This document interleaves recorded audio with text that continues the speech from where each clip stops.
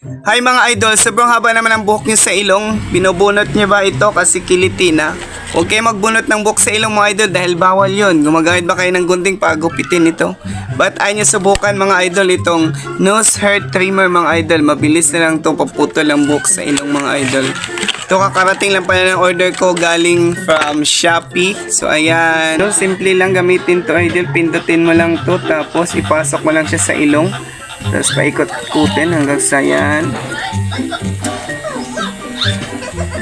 So ayan mga idol, sabang haba na kasi ng buhok ko sa ilong mga idol, kaya pinutputol ko na siya gamit itong nose hair trimmer mga idol.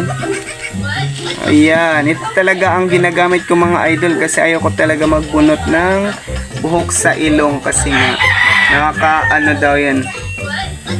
Hindi daw maganda magbunot ng buhok sa ilong mga idol. Kaya dapat talaga gumagamit kayo ng nose hair trimmer. Yan. I-click nyo lang po yung link sa baba mga idol. Marami na po kayong mabibiling nose hair trimmer. Mabilis lang itong gamitin mga idol. Kaya ano pang hinihintay niya mga idol? Subukan nyo na rin itong nose hair trimmer mga idol para hindi na kayo mahihirapan magputol ng buhok sa inyong ilong.